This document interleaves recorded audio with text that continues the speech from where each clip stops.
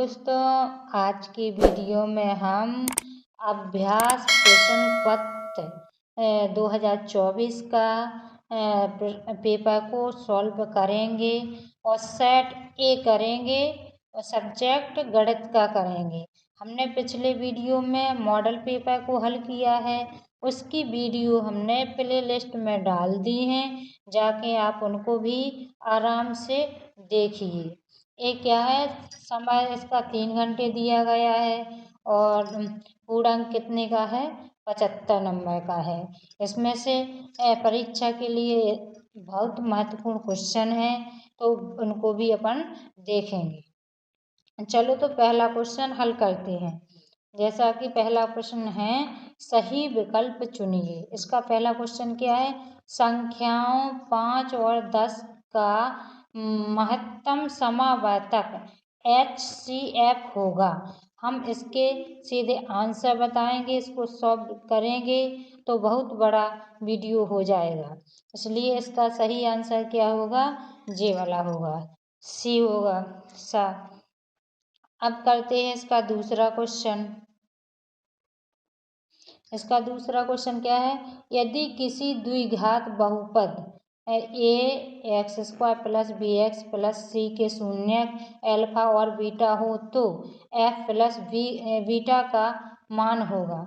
इसका क्या आंसर होगा, इसका जो सी वाला होगा, सा वाला इसका आंसर होगा।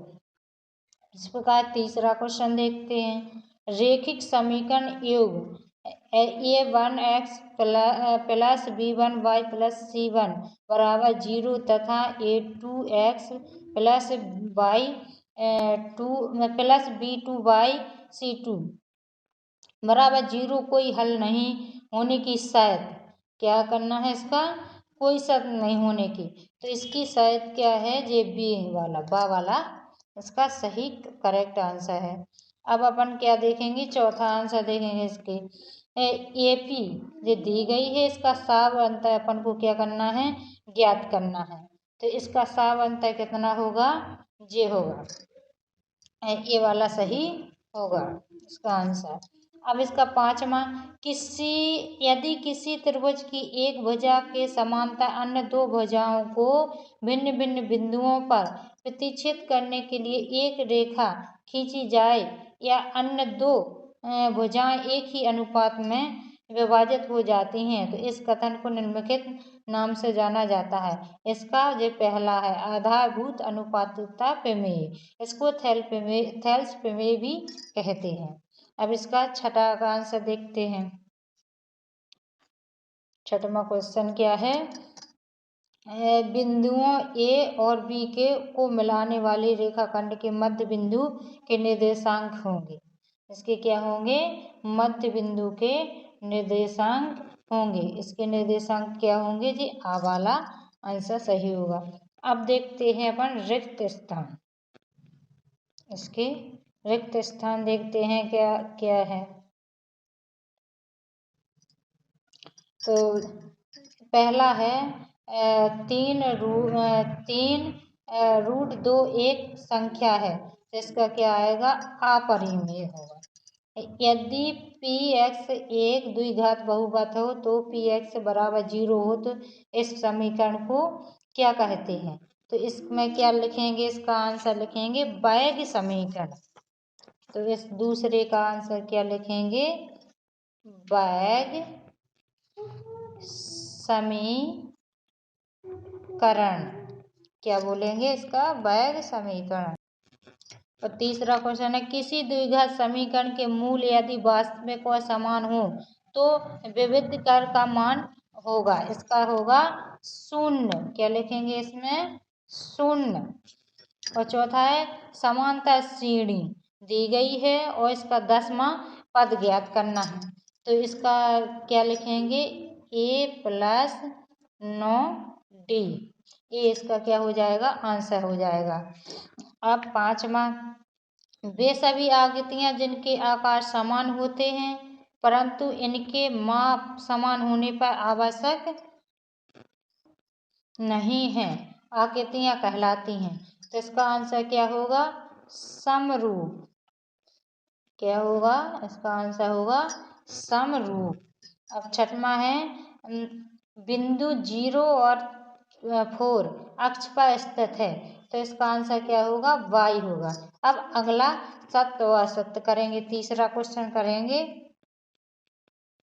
इसमें क्या करना है? सत्य व असत्य करना है। तो इसका पहला क्या है? सही है। जे दूसरा भी सही है और तीसरा गलत है और चौथा सही है और पांचवा गलत है। और क्षैतिज तल से ऊपर की ओर देखने पर दृष्टि क्षैतिज रेखा के साथ अवनमन कोण बनाती है। ये भी क्या है? सत्य है। चौथा क्वेश्चन है सही जोड़ी बनाइए। तो पहला क्या है? पहले का आंसर क्या होगा? पहले का आंसर होगा जे होगा, जे पहला होगा। और दूसरे का क्या होगा? जे होगा, जे दूसरे का है। और तीसरे का क्या होगा? जे होगा, जे तीसरे का। चौथे का क्या होगा? वृत्त का क्षेत्रफल होता है, जे होता है। चौथे का जे है। और वृत्त की परिधि का होता है 2πr, जे पांचवें का है। और मूल बिंदु के निर्देशांक क्या होंगे? 0 0, ये छठे का है। ये इस प्रकार इसको सॉल्व करेंगे। अब देखते हैं पांचवें क्वेश्चन में क्या करना है? एक शब्द या एक वाक्य में उत्तर दीजिए। तो पहला है क्या सभी समद्विबाहु त्रिभुज समरूप होते हैं? तो इसमें क्या लिख देना है? हाँ। यदि अब दूसरा क्वेश्चन क्या है? यदि 10 मीटर ऊंचे एक वृक्ष की छाया 10 करनी 3 मीटर है तो सूर्य का उन्नयन कोण कितना होता है? तो कितने का होता है? 30 डिग्री का। अब इसमें क्या करना है? द्विघात समीकरण ax² पूरा समीकरण दिया गया है। इसके विविध क का सूत्र लिखना है। तो इसका सूत्र क्या होता है? d बराबर b² 4ac, इसका ये सूत्र लिख लेना है। अब क्या करना है? वृत्त की एक क्षैतिज रेखा वृत्त को कितने बिंदुओं पर प्रतिच्छेद करती है? तो कितने बिंदुओं पर करती है? 2। इसका आंसर कितना आएगा? 2। अब पांचवा है शंकु के आयतन का सूत्र लिखिए। तो शंकु का आयतन होता है 1/3 πr² होता है। अब छठा क्या है? 3 3 4 5 5 का समांतर माध्य क्या होगा? तो इसका समांतर माध्य अपन को ज्ञात करना है। जैसे अपन क्या क्या संख्या दी गई है? अपन को